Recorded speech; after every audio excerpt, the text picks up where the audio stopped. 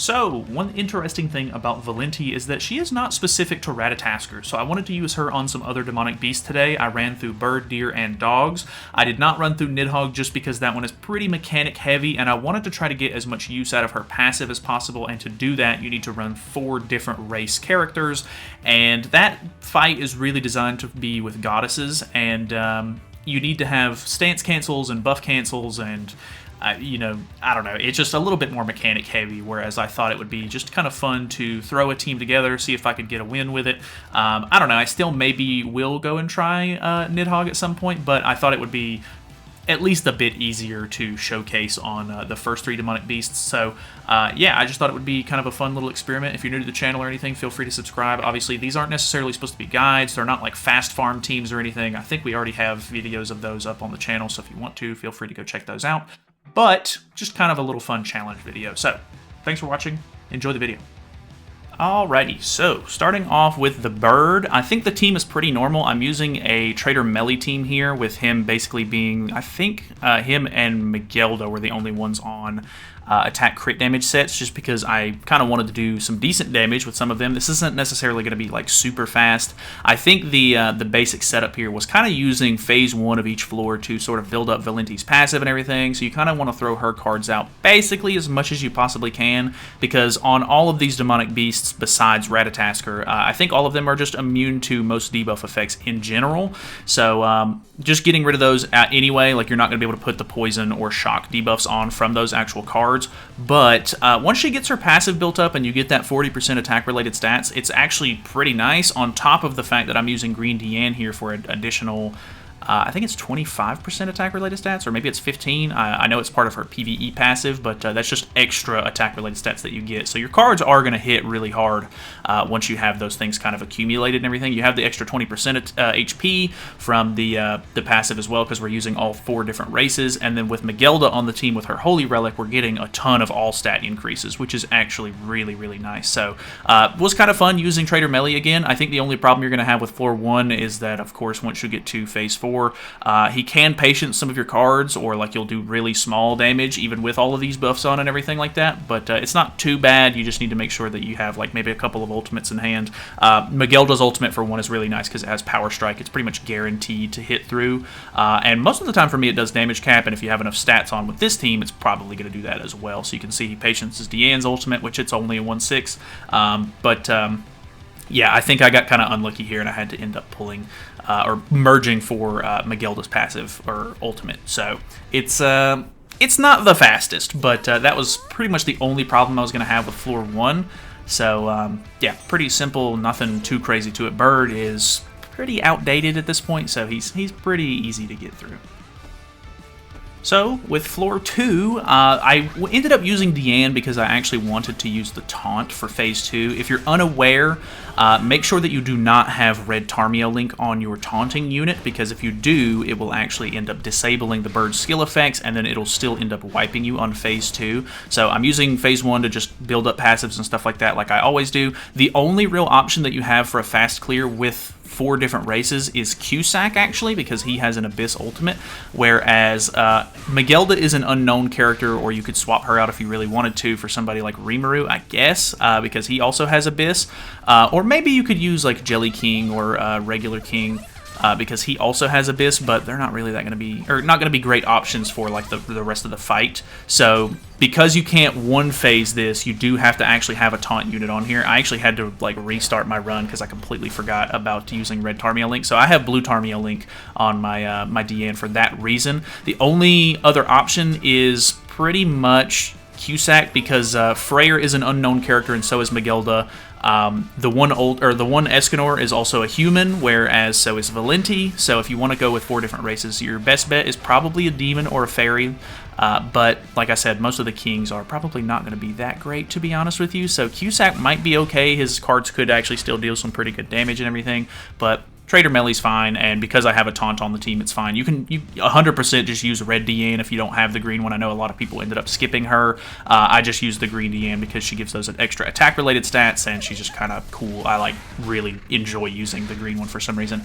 But this phase, honestly, pretty easy. I'm able to one-shot most of this stuff, and then you can see here I end up getting really good melee cards right here at the end, so I can literally just amplify all I want and pretty much beat the floor really easily.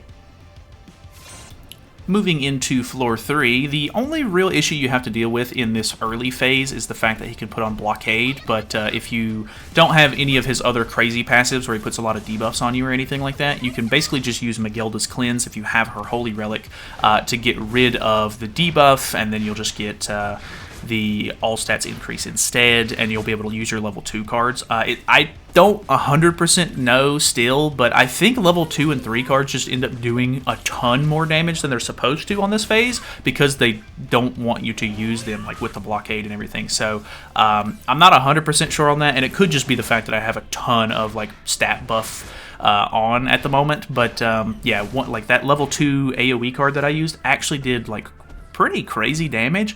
I guess if you're going to do anything, make sure that you take advantage of phase 2 to try and grab some decent cards in hand to get through phase 3 as quickly as possible, because phase 3 is the one where he actually disables a lot of your cards each turn, or he disables one card type per turn.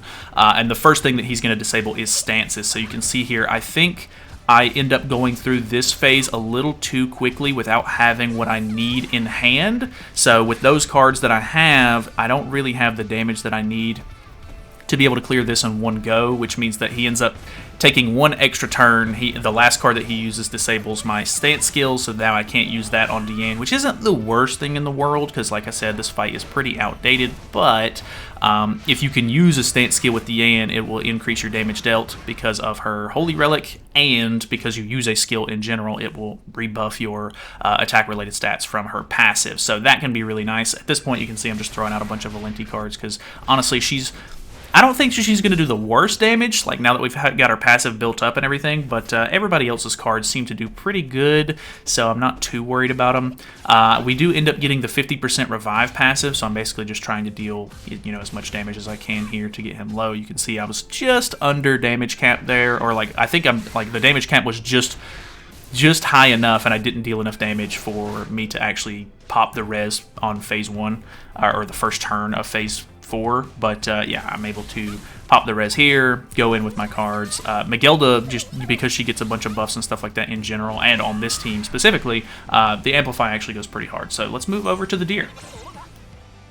Okay, so with the Deer, I basically just swapped Trader Melee out for LV Melee because he's red and you kind of want to deal with the color wheel on this one. And then it's a pretty easy swap because Megilda's not good for this fight, so you just swap her over to Jormungand, who's also an unknown character. So you're kind of using the same races here, at least from what I used with my setup.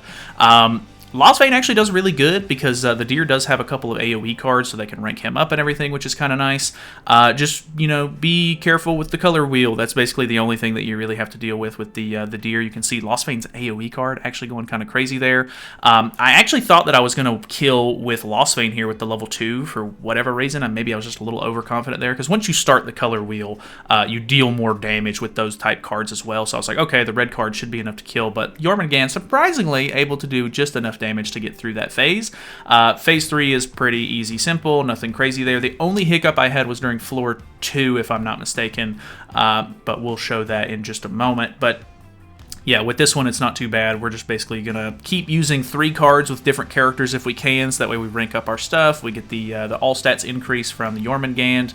It makes it really easy to hit the damage caps and everything. And even as fast as we're getting through this fight, Valenti actually does some pretty good damage. I really like her single target card. The AoE, of course, is just going to do less damage because it's an AoE card. But altogether, it really wasn't too bad. So we're going to throw up the stance there. We're going to go ahead and get out of this phase. We end up throwing the Jormungand ultimate out, so we get increased damage dealt, which is kind of nice. And then I think we can clear this in just one color wheel, if I'm not mistaken. I think I recorded this yesterday, so I don't exactly remember what the setup I used was, but just make sure that you follow the color wheel. That's the biggest thing. If you break the color wheel, you end up getting some sort of debuff or status effect on you because of the mechanic of the fight, and yeah, it can be a little bit of a problem. So with floor 2, the biggest mistake that I made was I'm actually using the deer card set, which is the one with the deer card on it. It gives you 10% basic stats, and it makes it to where when you have full ultimate move gauge, you actually cannot be frozen, which I just played incorrectly. The thing here is during phase 2, you have to make sure that if you cannot clear in 2 turns, he actually uses basically like an insta-kill card, almost like phase 2, floor 2 of the bird. But if you're not frozen, you basically just take the full damage and you end up wiping your team. So you'll see that I do end up kind of messing that up a little bit. I think I'm just getting a little too much ultimate move gauge from my merges and stuff like that, I guess. Or I should have just attacked twice and broken the color wheel with a different character, I think, was my big issue here. Because Lostvane's going to get ultimate move gauge pretty easily. So you can see like this card right here is going to give me 3 ultimate move gauge. I think I'm 1 away, yeah, right here. But going into the next phase, or the next like turn, I end up getting kind of screwed a little bit. Because on turn 1, he has a damage reduction buff on where you have to go through an entire rotation of the color wheel before you can actually, you know, do what you need to do here. Plus, I pulled no Lostvane cards here. So because I don't have any way to freeze myself with somebody who's not full ultimate move gauge, you can see this card right here completely kills me. So make sure that if you're going to do this, you either change your card set or you don't screw yourself over. So we're back to floor 2, phase 2. I just went ahead and skipped forward a little bit for you there. After that, it's pretty simple. I think on phase 4 of this fight, he doesn't even have the damage reduction or anything. I think the next time he gets that is on floor 3, phase 4. So you won't have to deal with that too much or anything. Once you get your card rotations and everything, you know, the way you need to, you could pretty much clear this as easily as you need to, as long as you get the right cards and everything. And if you're using Jormungand's passive correctly, you should be ranking them up pretty consistently, so you can do just basically damage cap just about every single time. So phase 3s are always pretty easy. I think the only issue with phase 3s is that they can sometimes put like an infect on you, but it's actually not even a big issue because Valenti will actually remove debuffs. She removes 1 debuff from the entire team. This card right here is an infect, so I can just use that Valenti ultimate right here. It'll actually get rid of the infect off of me, which is kind of nice because it'll also increase her damage dealt and decrease her damage taken. Not that it really matters. She's not necessarily the target most of the time, but it does cleanse that off, so that way I can use whatever cards I want to, which the card that I actually threw away there was the Jormungand heal card. It becomes an AoE heal on 2 and 3, or like silver and gold rank. So if I wouldn't have killed there, I could have used that to just heal everybody back up to full, but I had an extra one here, and you can see Lostvane actually does end up killing. So pretty easy. Floor 2 is not really a big deal. Just make sure you watch out for phase 2. Moving into floor 3, sorry, there is a little bit of a thing that I get like sort of like paranoid about, and it is saving the Jormungand buff removal card. The reason I try to make sure I keep that in my hand as much as possible is because in phase 4, I think it's after the first 2 turns, he will actually put on an evasion buff, which means that you basically can't hit him with anything other than an ultimate, or you have to remove those buffs from you. So whenever the deer was like really relevant and he was the one that everybody was like fighting, I just had so many runs where I would end up using it really early and I couldn't end up pulling another one just because of RNG. And so I typically try to make sure I'm not using the buff removal card as much as I possibly can. You can see that on phase 2 here we don't have like any sort of like damage reduction or anything, so I can get through these phases pretty easily. It's not too bad. He actually targets Lostvane more often than not, which is actually kind of nice because, you know, every time he crits him, I'm ranking up my cards, even without the Jormungand passive, so that is actually quite nice. But other than that, we push through this pretty quickly. It's not really that big of a deal. This doesn't do quite enough damage to kill, so I do end up actually wasting my ultimate here. But, I mean, it's so easy to get his ultimate back. It's not even really a waste. It's just kind of, you know, it just feels like another regular card to me because you get it so often. But phase 3, very simple. It's kind of just like a cooldown phase where you can kind of prep your cards and everything, get them ready for phase 4. But do note that on phase 4, he does have that damage reduction, so you have to make sure that you go through the color wheel before you can start dealing damage to him. And I think I did get a little lucky with the way my hand ended up working out, because on phase 4, one thing to worry about is that he has an AoE ult removal card that can be kind of annoying if you're trying to rely on ultimates. With the normal team, I think that I typically use, it's an unknown team with Freyr, and because his ultimate hits twice, it's really nice to go into this phase, start with red, and then when you use your 4th card, you use the ultimate with Freyr to get through 2 damage caps really easily.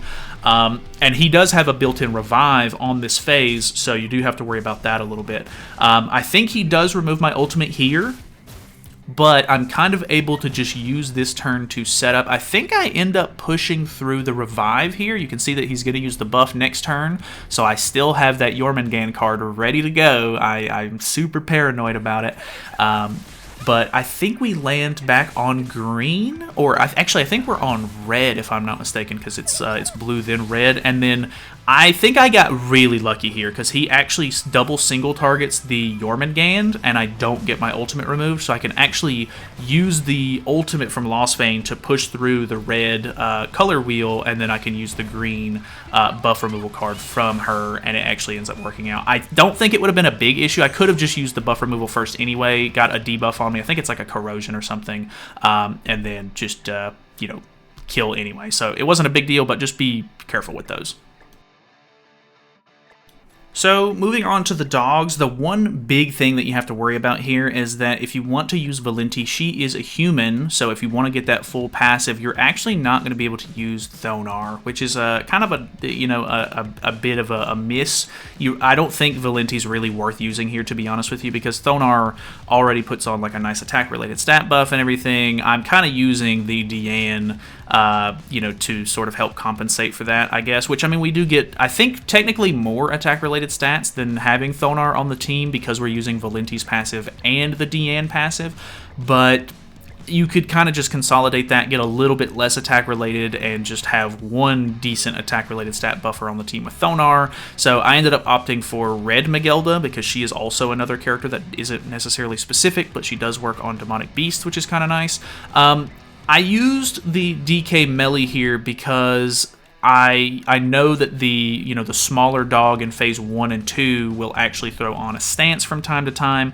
He doesn't actually start taunting until floor 3, which is kind of nice, but just know that the only way to really even stance cancel is you're going to have to throw out some cards onto, like you're going to either have to have used a couple of AoEs with melee, or you're going to have to throw a couple of single targets with Diane onto the smaller dog, depending on the phase, to actually put enough seeds on, or you have to get his ultimate. Depending on your ultimate level, it actually could end up putting enough seeds on to just stance cancel straight up, but I am 1/6, so I'm not so lucky. The big thing that you have to do in phase 1 or floor 1 is just basically keep a decent AoE card or a good like AoE ultimate for the final phase, because they remove the damage cap on it at some point, and you can basically just make sure that when you get there, you use one good card basically, and it's just going to clear the whole thing up. So we end up healing back to full with the Red Magelda there. It felt kind of nice to use her again because I really don't get good use out of her anyway. And then I didn't even have the ultimate kill here. I ended up using the level 3 AoE first because I already had all creation, and surprisingly it did enough to kill the entire phase. So floor 1, very easy. So for floor 2, do be aware that the white dog here in floor 1 is, or phase 1, sorry, is going to have a lot more defense-related stats. Typically on this phase, if I have Thonar on the team, I'm actually attacking some of the, or attacking the left dog a couple of times just to make sure that I can get her stats popped, because you have to attack like 3 times before you can even get her attack-related. This is a phase where you kind of need to try to get rid of the stance if you can, just because the damage reduction, it's like a Tarmiel stance that he puts on, so like a lot of the damage gets mitigated to the left dog. Just make sure that you either stance cancel him or you actually dedicate enough damage. I ended up stalling like so long just because I kept thinking I was going to kill and I didn't want to waste melee cards, so I ended up just like ending up going several extra turns. And it wasn't necessarily an issue, like I'm not getting close to dying or anything like that, but it just stalled for forever, and it was kind of annoying. The one nice thing is that they do apply a lot of ignites and stuff, so you can get Melee's passive pretty consistently here. So that is definitely helpful, but I don't know, just stall too long like I did, I guess. I mean, I guess it's not necessarily an issue, and you do want to have some really good cards built up for Phase 3, because on this floor, the Phase 3 definitely does have a damage cap, and this is the floor where once you get to Phase 3, I think it's if you attack more than 5 times, or I think it's if you attack 5 times on a single dog without killing, they gain a resurrection buff. So then you have to worry about them rezzing and then killing again. So you have to have some like pretty good cards that can at least deal some damage caps and stuff.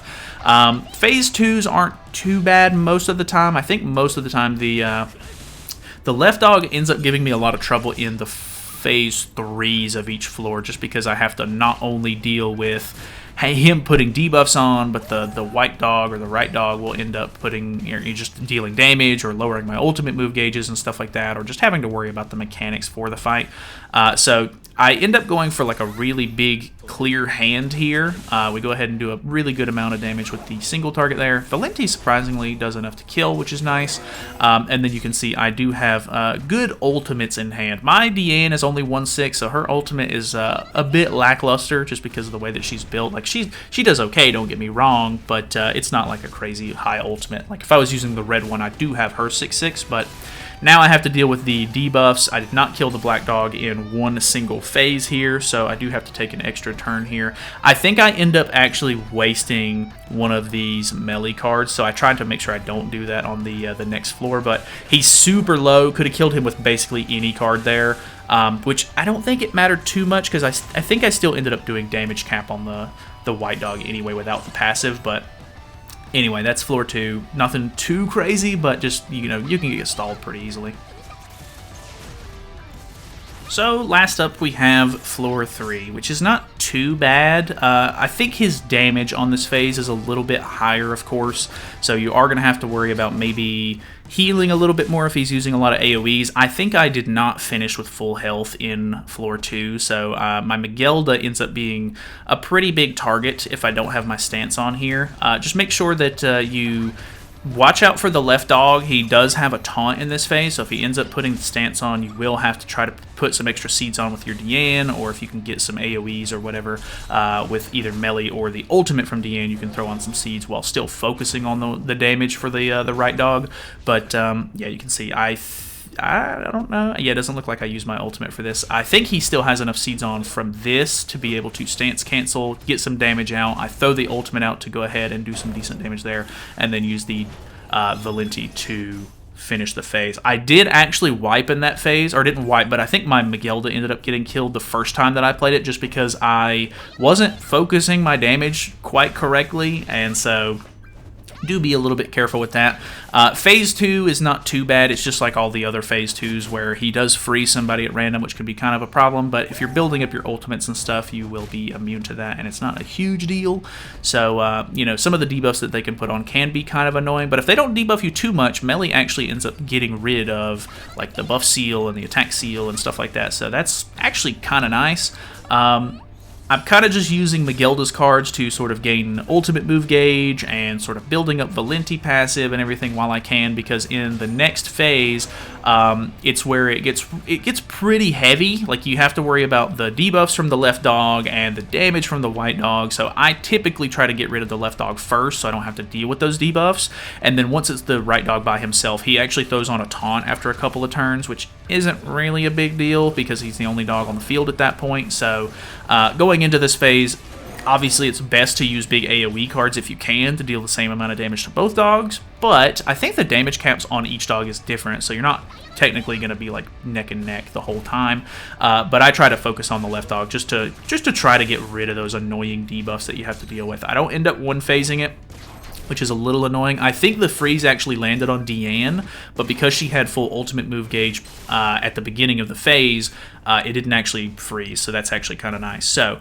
you do have to worry about the white dog. His single target removes 4 ultimate move gauge, which can be kind of annoying if you're trying to get an ult with a specific character. Luckily, Deanne's ult's not great, and I'm basically just using her to taunt anyway, but this is the turn where he puts on the taunt. We've already killed the left dog, so it's not a big deal. I don't even necessarily have to heal here, but I did for whatever reason, and then I have enough damage with melee to go ahead and finish things off. So that is the fight. Hopefully it was enjoyable. I just kind of had fun doing this as like a challenge run, so subscribe, all that good stuff. I will see you guys later.